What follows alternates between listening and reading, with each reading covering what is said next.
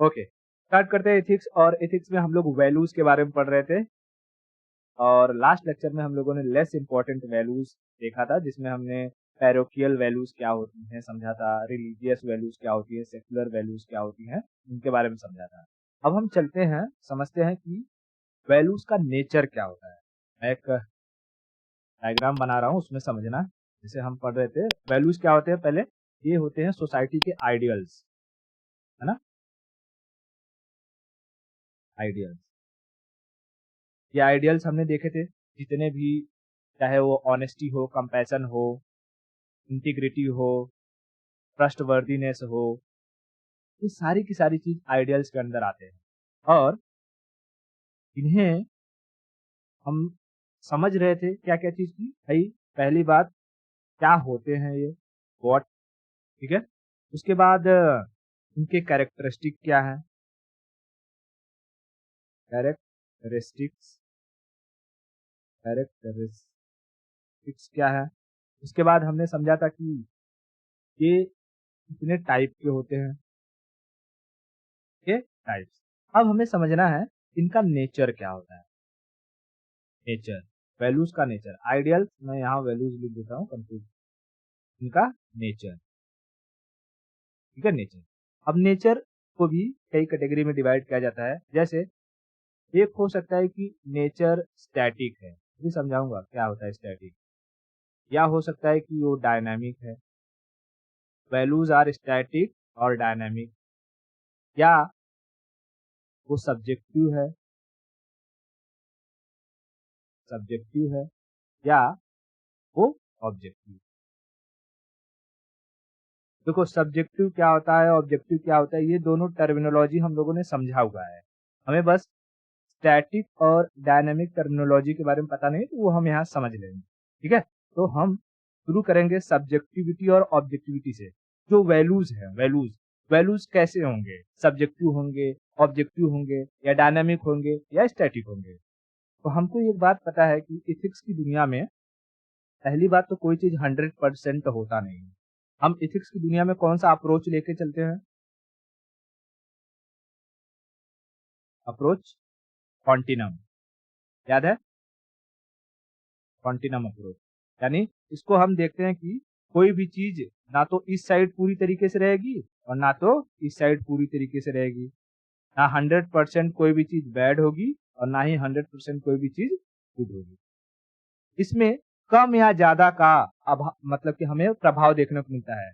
किसी इंसान के अंदर अच्छाई बहुत ज्यादा हो सकती है और बुराई कम हो सकती है। किसी इंसान के अंदर बुराई बहुत ज्यादा हो सकती है, अच्छाई कम हो सकती है। लेकिन दोनों में से कोई भी चीज 100% नहीं होती, इसे हम कहते हैं कॉन्टिनम अप्रोच।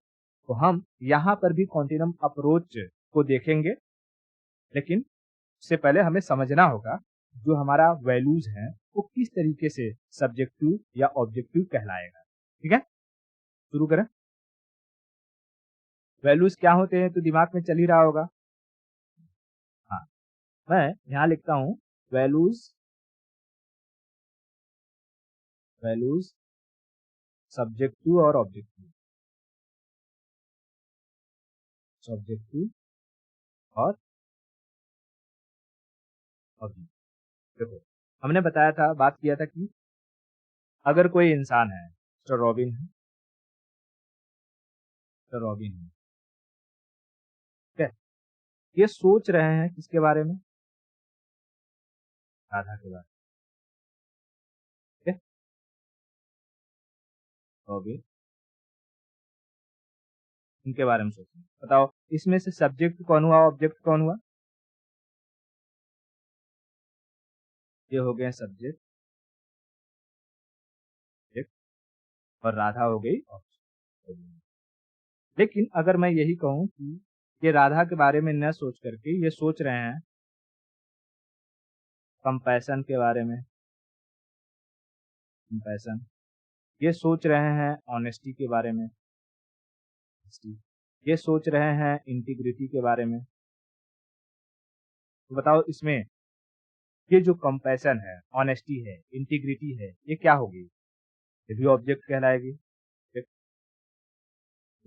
यानी हम कह सकते हैं कि हम जिस चीजों के बारे में सोच रहे हैं, थिंक कर रहे हैं, वो ऑब्जेक्टिव होता है, ऑब्जेक्टिव इन नेचर का होता है। तो एक तरीके से हमारे वैल्यूज क्या है, ऑब्जेक्टिव है ना, ऑब्जेक्टिव। क्योंकि ऑब्जेक्टिविटी होने का एक और मतलब होता है, अगर किसी भी चीज को, पहली चीज तो ये समझ लिया ऑब्जेक्टिविटी होने का क्या, कि उसके बारे में हम सोच सकते हैं, ठीक है, महसूस कर सकते हैं, बट उसे परसीव नहीं कर सकते। क्या ऑनेस्टी कोई इंसान है कि उसे हम देख लेंगे कि वो कितना गोरा है, काला है, ऊंचा है, छोटा है, लंबा है, चौड़ा है, नहीं देख सकते हैं।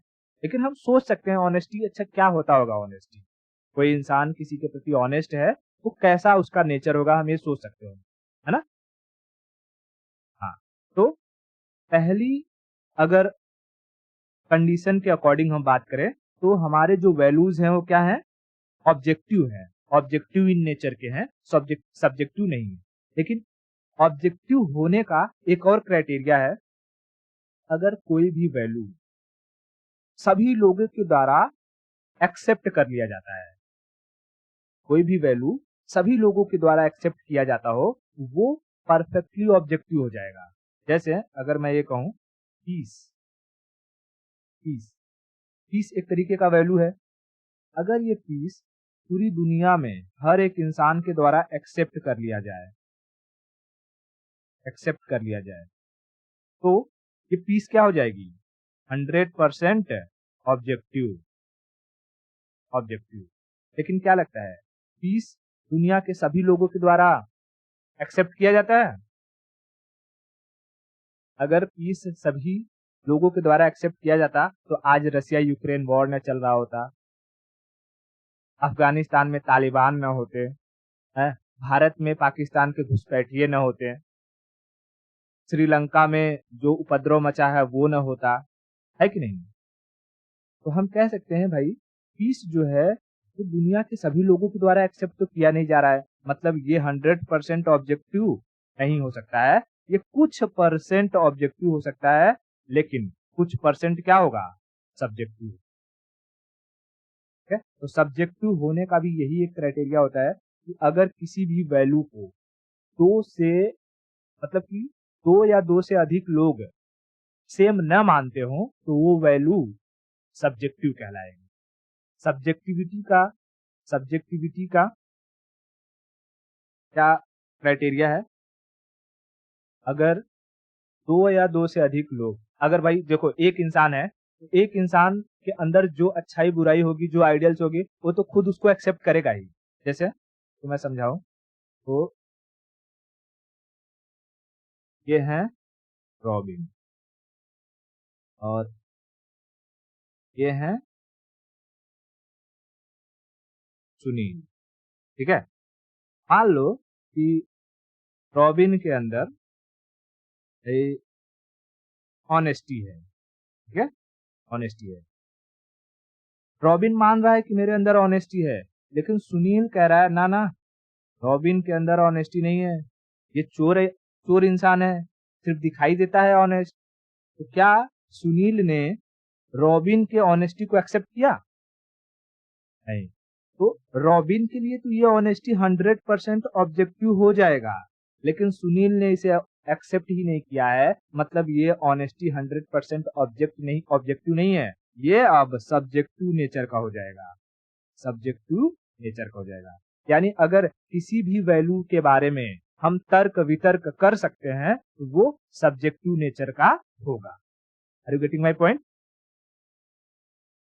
देखो किसी भी वैल्यू के बारे में अगर हम विवाद कर सकते हैं, मतलब तर्क वितर्क कर सकते हैं, विवाद करने का मतलब कैसा, दो लोगों के बीच में अगर डिस्प्यूट रहे, जैसे हाँ डिबेट हो या डिस्प्यूट रहे, जैसे कि हम कहें कि कुछ लोग होंगे, जैसे मान लो ये 10 लोग, 4 लोग हैं, 4 लोगों में से 2 लोग कह रहे हैं कि वेजिटेरियन वेजिटेरियन होना दुनिया के लिए बहुत अच्छा है, हम किसी को मारेंगे नहीं, किसी को काटेंगे नहीं, खुद खाएंगे, और मतलब जो घास फूस है उसको खाएंगे और बाकी किसी जानवर को नहीं खाएंगे। तो ये 2 लोग कह रहेंगे नहीं नहीं, अगर सारे लोग वेजिटेरियन हो जाएंगे तब तो धरती पर पेड़ पौधे नष्ट होने लगेंगे और ऐसे जानवर जिनको हम नहीं मारेंगे उनकी उत्पत्ति ज्यादा हो जाएगी, वो लोग भी वेजिटेरियन है, वो लोग भी पेड़ पौधों को खाएंगे, आने वाले टाइम पीरियड में ऑक्सीजन की कमी हो जाएगी और इंसान मर जाएंगे। तो वेजिटेरियन होना 100% सही नहीं है। यानी वेजिटेरियनिज्म एक तरीके का आइडियल्स है कि नहीं है, वैल्यू है कि नहीं है, वैल्यू है। लेकिन क्या ये सबके द्वारा एक्सेप्ट किया जा रहा है? नहीं। इसको लेकर के लोगों के बीच में डिबेट चल रही है कि नहीं चल रही है? चल रही है। तो वेजिटेरियनिज्म ये 100% सब्जेक्टिव भी नहीं है और 100% ऑब्जेक्टिव भी नहीं है। समझ में आया? ये कुछ परसेंट ऑब्जेक्टिव है और कुछ परसेंट सब्जेक्टिव। समझ में आया? इसी तरीके से हमारा जो वैल्यूज होगा, कोई भी वैल्यू को हम कैसे डिसाइड करेंगे ये सब्जेक्टिव है या ऑब्जेक्टिव है? इन्हीं दो बेसिस पर। पहली चीज तो हम कॉन्टिनम अप्रोच रखेंगे। अप्रोच कैसी होगी? यहाँ पे हम कहेंगे कि कोई भी वैल्यूज आर नॉट 100% सब्जेक्टिव और 100% ऑब्जेक्टिव। इसमें हमें अप्रोच लेना है, हम अप्रोच ले सकते हैं कॉन्टिनम अप्रोच। कॉन्टिनम क्या रहेगा भाई? ये कुछ परसेंट है, यहाँ रखेंगे, हम लिखेंगे यहाँ पे सब्जेक्टिव 100%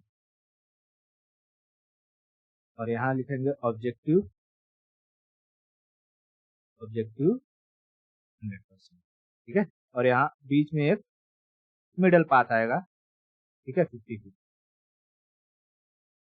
ठीक है, तो देखो अब कोई भी वैल्यू हम यहाँ पर किसी भी वैल्यू को एक पकड़ते हैं। जैसे अगर मैं कहूँ कि दुनिया के अगर बहुत सारे लोग क्रिश्चियनिटी को मानने लगे, एक क्रिश्चियनिटी फेथ क्या है? फेथ भी एक तरीके का वैल्यू है। लोग किसी न किसी भगवान में फेथ रखते हैं, है ना? तो अगर मैं फेथ को कहूँ, फेथ कि दुनिया में, वर्ल्ड में जितने भी 193 देश हैं, इसमें से अगर 190 या 100 देश क्रिश्चियनिटी को मान रहे हैं, यानी फेथ को मान रहे हैं, तो फेथ क्या है? Highly subjective. सॉरी, जो मानते हैं वो ऑब्जेक्टिव होता है, डिस्प्यूट होता है वो सब्जेक्टिव। मान रहे हैं सब लोग, तो ये होगा हाईली ऑब्जेक्टिव, हाईली ऑब्जेक्टिव। ठीक है, क्या? फेथ। ठीक है, हाईली ऑब्जेक्टिव, लेकिन लेस सब्जेक्ट। ऐसा तो नहीं है कि पूरे देश में सब लोग क्रिश्चियनिटी को ही मानते हैं।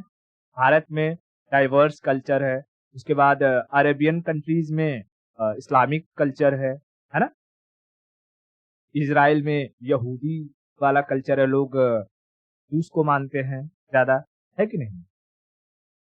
इसी तरीके से और अगर कोई मैं एग्जांपल दूं भाई, जैसे होमोसेक्सुअलिटी। ठीक है, होमोसेक्सुअलिटी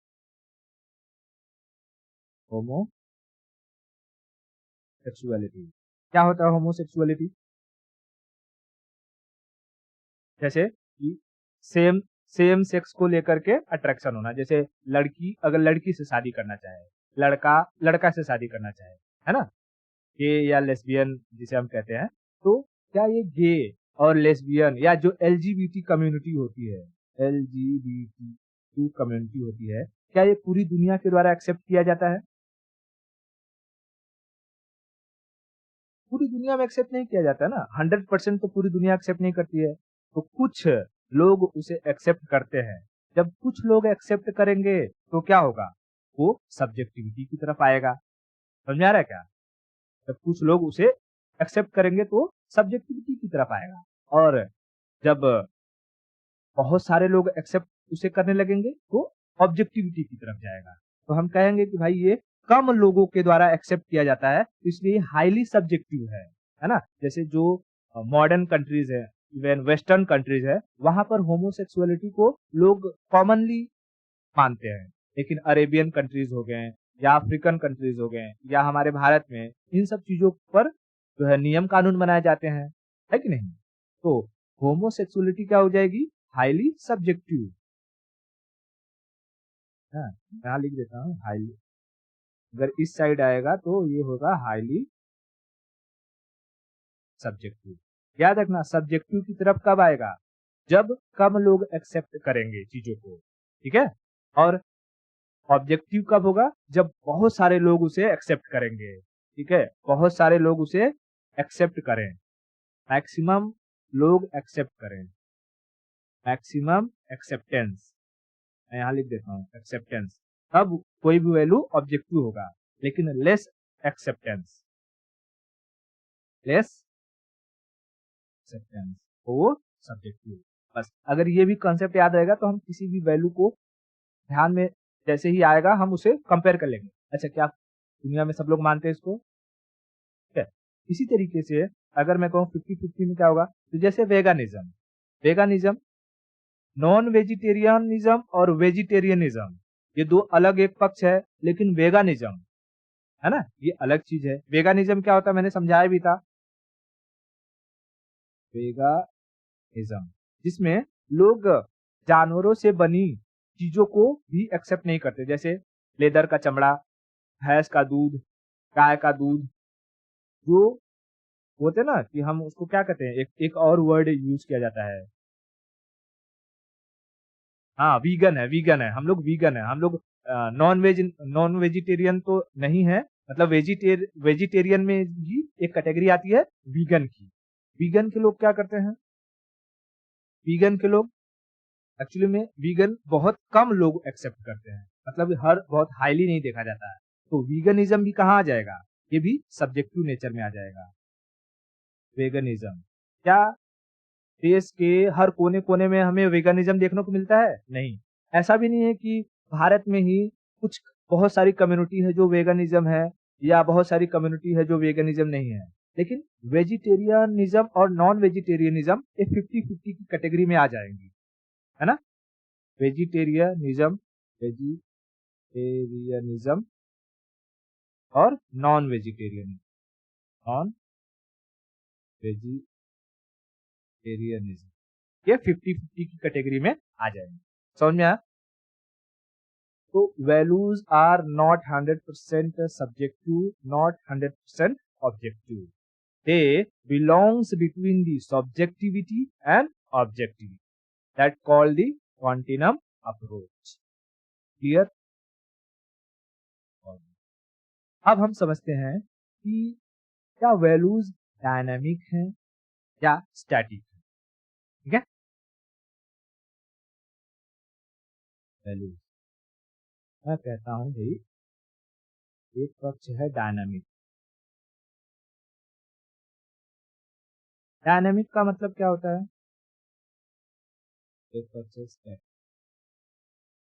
डायनेमिक का मतलब होता है जो चेंजेबल है ना,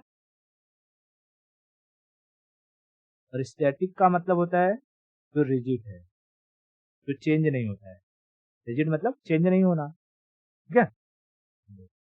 यहाँ पर एक फिलोसफर थे पैट्रिक नोवेल स्मिथ, दिखा देता हूँ, पैट्रिक नोवेल स्मिथ, इन्होंने इस चीज को डिफाइन किया था कि किसे हम डायनामिक कहेंगे और किसे हम स्टैटिक कहेंगे। इनका नाम क्या है, पैट्रिक नोवेल स्मिथ, फिलोसफर थे पैट्रिक नोवेल स्मिथ, ठीक है। कौन थे ये, फिलोसफर। इन्होंने कहा था अगर कोई भी value situation, space time and situation, space time situation या कंडीशन पर अगर चेंज हो सकती है तो उसे हम कहेंगे वो डायनामिक इन नेचर की, ठीक है, डायनामिक इन नेचर की है। लेकिन अगर कोई वैल्यू स्पेस टाइम सिचुएशन या कंडीशन में चेंज नहीं होती है, सेम टू सेम बनी रहती है, तो उसे हम कहेंगे वो स्टैटिक इन नेचर की है, स्टैटिक इन नेचर की है, ठीक है। अब देखो, जैसे ही मैं चेंज और स्टैटिक की बात करूंगा तो दिमाग में दो वर्ड आने चाहिए, एक तो डिओन्टोलॉजिस्ट, डिओन्टोलॉजिस्ट और टीलियोलॉजिस्ट, टीलियोलॉजिस्ट, मैंने इन दोनों के बारे में बताया हूँ। जो डिओन्टोलॉजिस्ट होते हैं वो किसमें भरोसा करते हैं, जो भगवान के द्वारा कही गई चीजें पुरानी ख्यालात वाले होते हैं, है ना, किताबों में लिख दिया गया है तो हम उसी को मानेंगे। रिलीजियस जो फेथ को फॉलो करते हैं ब्लाइंडली, उन्हें हम डिओन्टोलॉजिस्ट कहते हैं। और टीलियोलॉजिस्ट जो कहते हैं कि कोई भी नियम कानून, कोई भी नियम कानून इंसानों के लिए बनाए गए हैं, तो नियम कानून वक्त आने पर बदले भी जा सकते हैं, बदले भी जा सकते हैं। तो हम ये कहेंगे कि टीलियोलॉजिस्ट की जो वैल्यूज होंगे वो किस नेचर के होंगे, डायनामिक, और डिओन्टोलॉजिस्ट के जो वैल्यूज होंगे वो स्टैटिक इन नेचर के होंगे, है ना। जैसे डिओन्टोलॉजिस्ट को कहा गया है कि भाई अगर इस्लाम में लिख दिया गया है कि हमें इस पर्टिकुलर दिन सैक्रिफाइस करना है, जानवरों को मारना है, या हिंदू धर्म में लिख दिया गया है कि जो दशहरा होता है उस दिन अगर बलि चढ़ानी है तो लोग कुछ भी हो जाए वो बलि चढ़ाएंगे ही चढ़ाएंगे, सिचुएशन कैसा भी रहे, ठीक है। तो अब इतना चीज तो पहले समझ में आया कि जो डिओन्टोलॉजिस्ट के वैल्यूज होंगे वो स्टैटिक इन नेचर के होंगे, और टीलियोलॉजिस्ट के जो वैल्यू होंगे वो कैसे नेचर के होंगे, डायनेमिक, डायनेमिक नेचर के होंगे, ठीक है, डायनेमिक नेचर के। अच्छा, अब हम ये समझते हैं जैसे कोई एग्जांपल लेकर के कि और डायनामिक कोई भी और वैल्यूज आ जाए तो उसे हम कैसे पता करेंगे कि अच्छा वो डायनामिक है, वो किस तरीके से चेंज होता है, स्पेस टाइम या सिचुएशन या कंडीशन के हिसाब से कैसे चेंज होता है। अगर हम इसको समझ जाएंगे तो किसी भी वैल्यूज के बारे में हम लिख सकते हैं, ठीक है। तो इसको समझने के लिए हमें दो एग्जाम्पल लेने होंगे। कभी क्रिकेट खेला है, गली क्रिकेट, एकदम समझ आएगा। वर्ल्ड वर्ल्ड क्रिकेट खेला है, खेला है, साथ में होगा, देखा होगा। तो देखो मैं दो क्रिकेट के एग्जांपल ले रहा हूँ, है दोनों ही क्रिकेट, बस अलग अलग लेवल पर। जब हम गली क्रिकेट की बात करें, गली क्रिकेट, इसे खेलने के लिए हम कई सारे नियम कानून बनाते हैं। हम कहते हैं कि भैया हमारे पास इतना ही जगह है, हमें अगर बॉल यहाँ से मारेंगे और अगर इस पर डायरेक्ट उड़ के गया तो आउट, ठीक है। उसके बाद यहाँ वाली जो आंटी हैं वो बहुत चिल्लाती हैं, उनके यहाँ पर घर में अगर बॉल चला गया तो जो बॉल मारेगा वही पैसे दे करके बॉल को लाएगा। उसके बाद यहाँ पर हम 5 जन हैं तो भाई एक टप्पी आउट होगी, ठीक है। उड़ करके अगर बॉल इस इंसान को क्रॉस कर गया तो आउट है। तो हम अपने कंडीशन के हिसाब से, देखो हमने कहा डायनामिक क्या होगा, जो स्पेस यानी जगह, स्पेस मतलब जगह, टाइम यानी समय, और कंडीशन या सिचुएशन, कंडीशन या सिचुएशन के हिसाब से चेंज हो सके उसे हम डायनामिक कहेंगे। तो बताओ यही जो क्रिकेट के रूल्स हैं, क्रिकेट के जो रूल्स हैं यहाँ पर अभी गली क्रिकेट के मामले में चेंज हो रहे हैं कि नहीं हो रहे हैं, हो रहे हैं, हो रहे हैं। तो हम कह सकेंगे कि भाई ये जो क्रिकेट का रूल है ये अभी तो हमें क्या दिखाई दे रहा है, डायनामिक इन नेचर दिखाई दे रहा है। लेकिन वही क्रिकेट जब वर्ल्ड लेवल पर खेला जाता है, क्या इसमें भी कहते हैं अगर उड़ के गया बाउंड्री पर तो आउट, या एक टप्पी आउट, या किसी वहां दर्शक जो है वहां पर किसी के खोपड़े में बॉल चला गया तो उसकी सारी दवाई जो मारा वो करवाएगा, ऐसा कोई नियम कानून होता है नहीं। वहां पर सीधा सीधा जो नियम कानून बने हुए हैं कि सीधा स्टंप में लगा तो आउट, एलबीडब्ल्यू आउट, कैच आ गया लोक लिया तो आउट, उड़ करके बाउंड्री पार चला गया तो छक्का, सुरभि ऐसे चला गया, डोले डोले चला गया तो 4 रन, है ना। वो फिक्स्ड है, उनके नियम कानून फिक्स्ड है वहां पर। लेकिन यही नियम कानून यहाँ पर चेंज हो जा रहे हैं। तो हम यहाँ भी कह सकते हैं कि जो वैल्यूज हैं वो न तो 100% स्टैटिक हैं और ना ही 100% डायनामिक। डायनामिक या स्टैटिक होंगे वो डिपेंड करेगा वो स्पेस, टाइम या कंडीशन पर चेंज हो रहा है या नहीं हो। क्लियर है? हम हाईली डायनामिक, हाईली स्टैटिक और 50-50 वाला कुछ एग्जांपल लेके देखते हैं, क्योंकि जब लिखना रहेगा ना तो ये गली क्रिकेट उर्केट मत लिखना, वहां पर जो एग्जांपल बता रहा हूँ वो लिखना है। ठीक है, तो हम यहाँ अप्रोच लिखेंगे continuum. Continuum approach, continuum approach में मैं एक तरफ लिखूंगा 100% डायनामिक। इसमें आएगा, अगर इस साइड कोई चीज आ रहा है तो होगा हाईली डायनामिक, अगर चेंज हो रहा है तो हाईली डायनामिक है, चेंज नहीं हो रहा है इधर जाएगा, मैं इधर लिखूंगा 100% स्टैटिक। 100% तो होगा नहीं, यहाँ लिख दूंगा हाईली स्टैटिक, हाईली स्टैटिक, बीच में यहाँ हो जाएगा।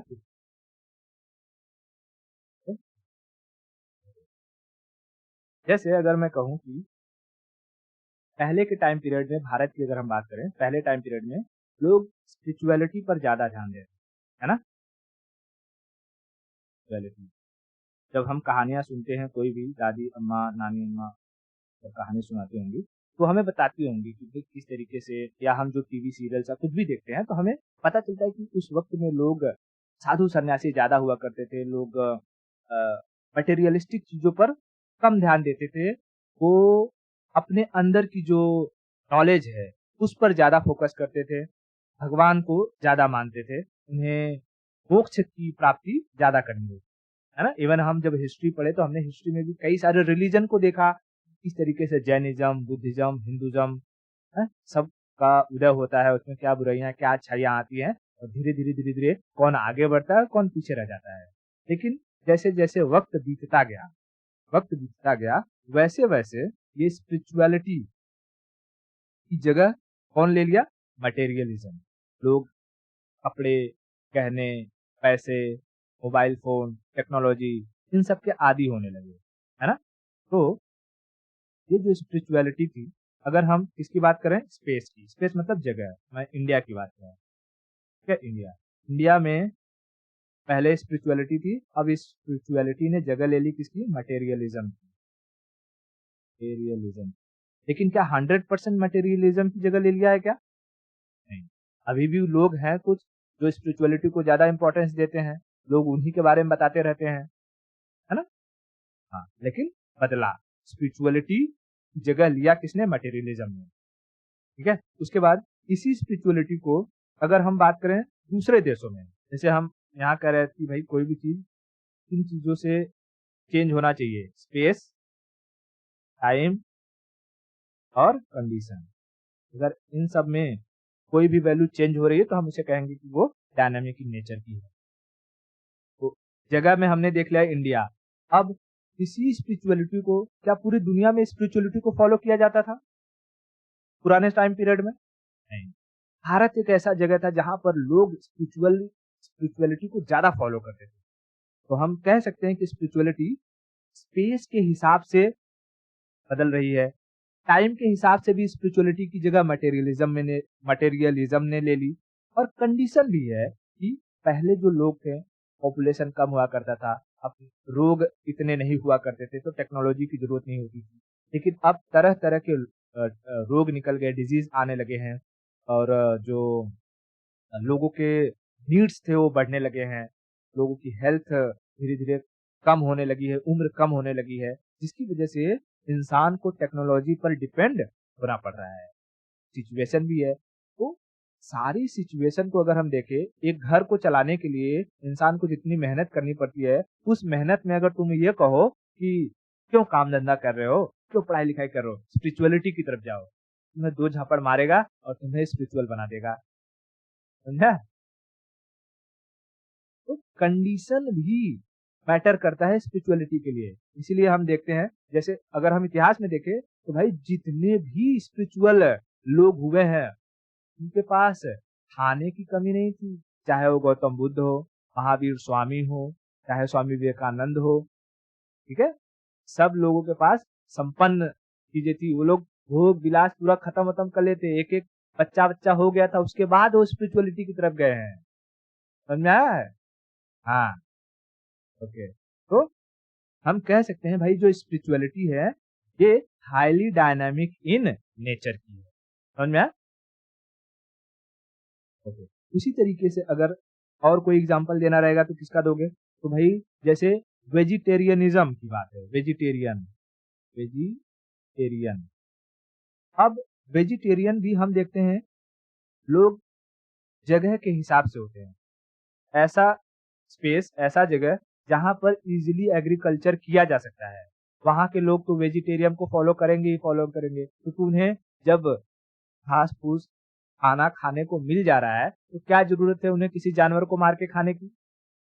लेकिन जहां पर खेती नहीं हो पा रही है, लोग अनाज नहीं उगा सकते, क्या वो लोग भी वेजिटेरियन को फॉलो करेंगे? नहीं करेंगे। तो वेजिटेरियनिज्म स्पेस के हिसाब से चेंज हो रही है। समझ में आ रहा है? स्पेस के हिसाब से चेंज हो रही है। उसके बाद कंडीशन अगर देखेंगे, मान लो कि कोई इंसान है जो वेजिटेरियन है, ठीक है, वेजिटेरियन है, और वो शिप से कहीं घूमने के लिए जा रहा था और घूमते घूमते वो समुन्दर में कहीं खो गया और जा करके एक आइलैंड मिला। आइलैंड पर उसने मतलब कि देखा भाई यहाँ पर तो दूर दूर तक कहीं कुछ नजर ही नहीं आ रहा है और खाने पीने के लिए कुछ मिल ही नहीं रहा है, तो वो अपने सर्वाइवल के लिए किस पर डिपेंड करेगा?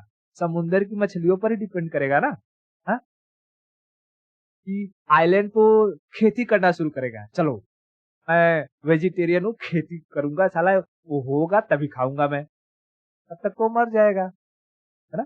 कंडीशन के हिसाब से भी वेजिटेरियनिज्म चेंज हो रहा है। तो हम कह सकते हैं वेजिटेरियनिज्म की जगह ले लेगा कौन? Non vegetarianism. वेजिटेरियनिज्म तो वेजिटेरियनिज्म, नॉन वेजिटेरियनिज्म एक क्या है? हाईली डायनामिक इन नेचर की, हाईली डायनामिक इन, ठीक है। अब हम थोड़े सी स्टैटिक की बात कर लें।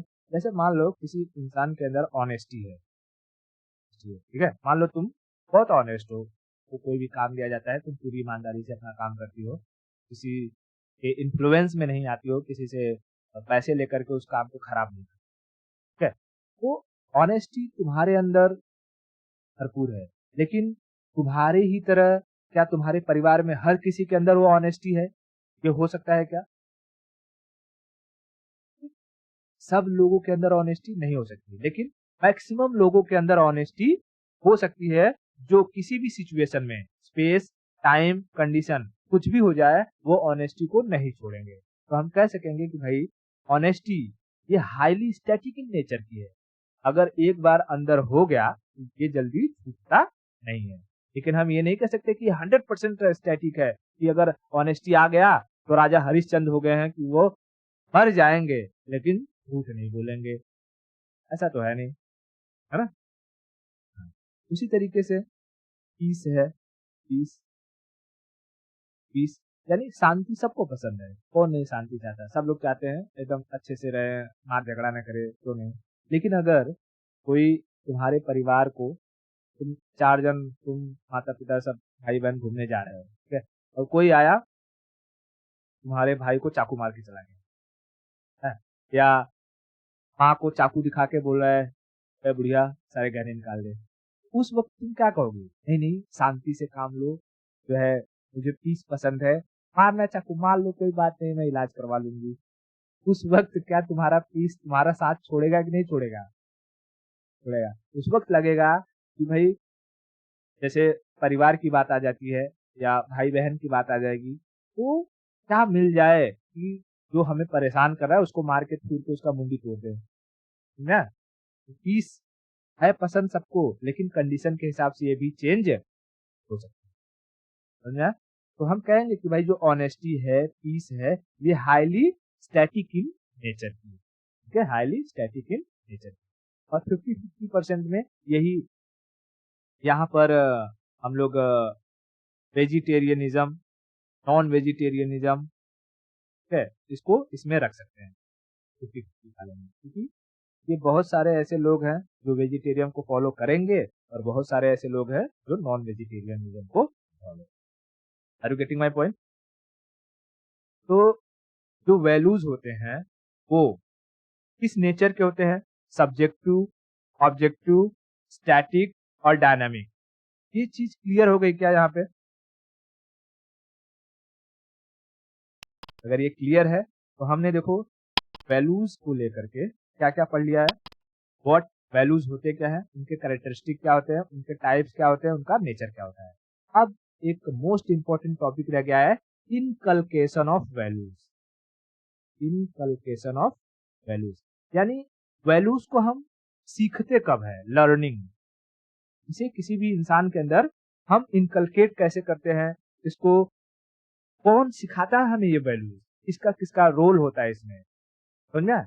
ये सब चीजों को हमें पढ़ना है, लेकिन हम इसको नेक्स्ट लेक्चर में करेंगे। आज के लिए इतना रखते हैं, बाकी पूरी हम ठीक है।